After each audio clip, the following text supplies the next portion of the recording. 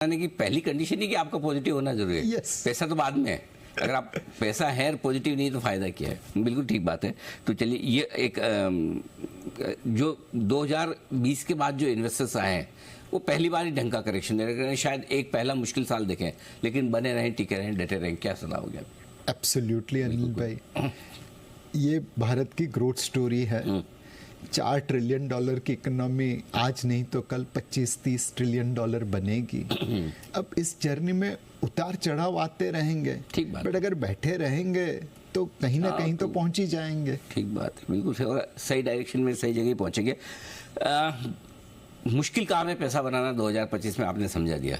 और इसलिए अब ये जानना बहुत जरूरी कि फिर बनेगा तो कहाँ बनेगा। आसान होता तो फिर तो क्या है, पिछले साल की तरह कुछ भी खरीदो पैसा बन ही जाता है। अब जब आप कह रहे हैं कि बड़ा मुश्किल है, तो इस साल कहाँ पैसा लगाना चाहिए? इस बार जो वॉरेन बफे साहब ने कहा है वो याद रखना पड़ेगा।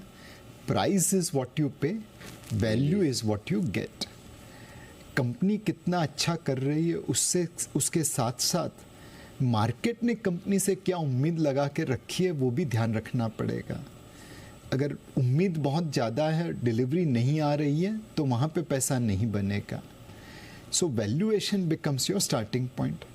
हमें लगता है कि जो रीजनेबली वैल्यूड सेक्टर है, जैसे फार्मा है, जैसे जैसे लोगों की इनकम बढ़ रही है, रोटी कपड़ा मकान से लोग entertainment, health care, travel, education पे जा रहे हैं। तो फार्मा सेक्टर एक अच्छा है जो देश के लिए और दुनिया के लिए दवाइयाँ बनाता रहेगा और ग्रो करता रहेगा। दूसरा है प्राइवेट बैंक्स। पिछले 3-5 साल से इन्होंने कोई खास रिटर्न नहीं दिया है, वैल्यूएशन डी रेट हो चुकी है। सो जो bank micro finance, unsecured lending, personal loans यहाँ पे बहुत ज़्यादा नहीं है, जिनकी क्रेडिट कल्चर अच्छी है, वो यहाँ से आउट परफॉर्म कर सकते हैं।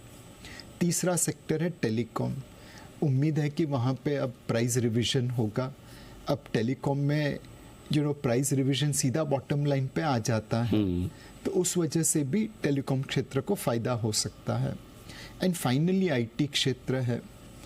इसके ऊपर हमें लगता है कि एक ट्रंप साहब अगर यूएस में टैक्स काटेंगे तो कंपनीज के पास मुनाफा बढ़ेगा, कैश बढ़ेगी, वो निवेश आईटी क्षेत्र में करेंगे। एंड हो सकता है कि उसका कोई बड़ा सा हिस्सा भारत की आईटी कंपनीज के हिस्से में आए।